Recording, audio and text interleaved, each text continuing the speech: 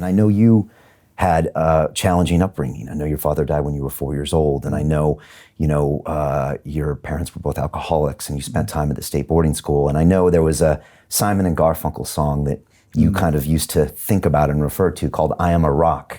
And I was wondering if you could tell us about that song and maybe a little bit about your early years. Yes, fine. Thank you, Brian.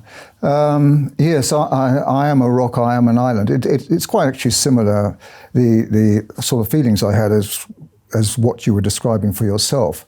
I mean, I think a divorce, a parental separation is known in the right circles as an ACE, adverse childhood experience. And you only need a few of those, I think 4 adverse childhood experiences to, when you grow up, to have quite serious problems during life. And in fact, if you've got 4 or 5 of them, you could well end up in prison, etc., etc.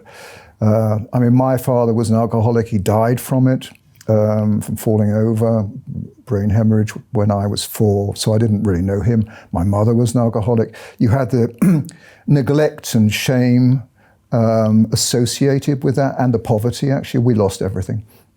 And actually, my sister suffered more than I did because she was at home.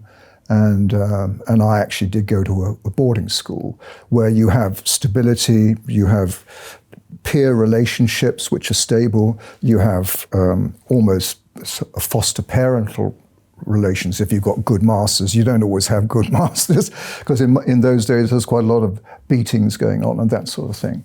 But there was, certainly when I grew up, I mean, I did actually come to a recognition in my teens that my mother, with the alcoholism, which was bad for me, very ugly, I hated it.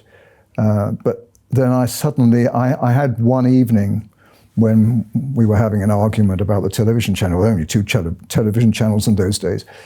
And she was drunk, and in the end, she was swearing at me, and I thought, well, actually, she needs to go to bed. And I was 15 or so, and I just went over and I said, Mommy, pick her up. And I just moved her over to the door, put her outside the door, closed the door, and put my foot against it, and said, go to bed.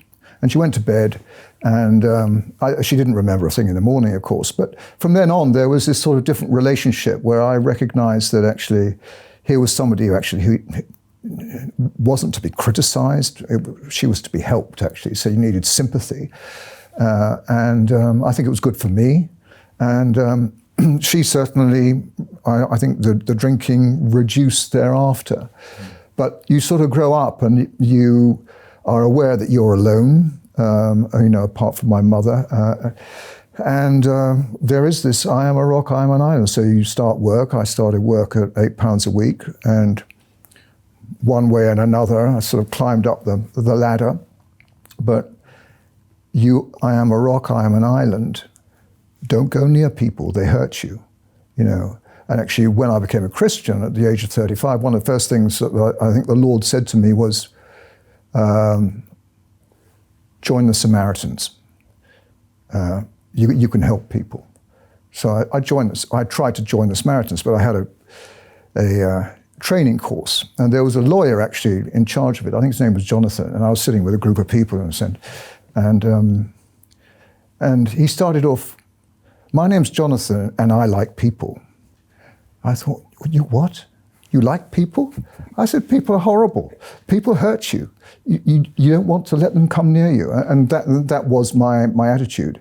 You can't trust anybody. You can't rely on anybody. You just got to do it yourself, rather like you stated. Yeah, and I looked up the lyrics of that song, and I almost started, crying when I was reading it, because it says, I'm a rock, I'm an island.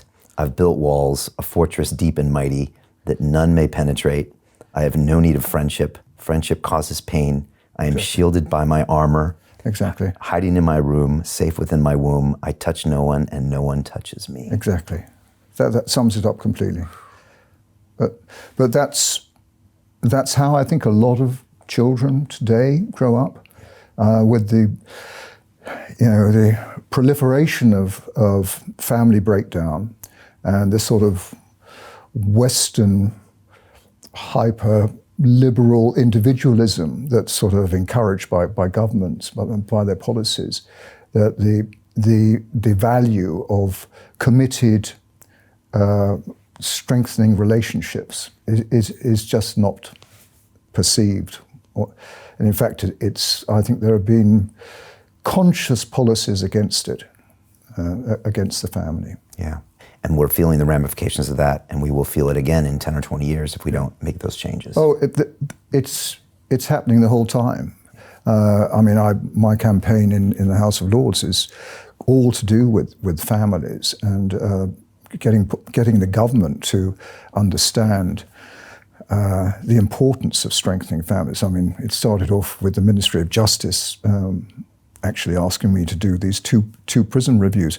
And it was on their own statistic, which I was very thankful for, that prisoners who receive family visits are 39% less likely to reoffend than those who don't. And the reoffending rates over here at that time when I did the review was 43% reoffending rates. Intergenerational transmission of criminality was over 60% from parent to child. And in fact, in the female line, it was even higher than the males, over 60%. So it's shocking. And here was a sudden statistic which said actually families are important. And it's, when you get into Parliament, there's very much, you can't come along with an opinion. You have to have the research and the data behind it. Which is one of the things I learnt to my cost to begin with. I can't just stand up and I think this, I think that. You have to have the research. And here was this wonderful statistic, which no one could argue with. And it was the Ministry of Justice's own figure.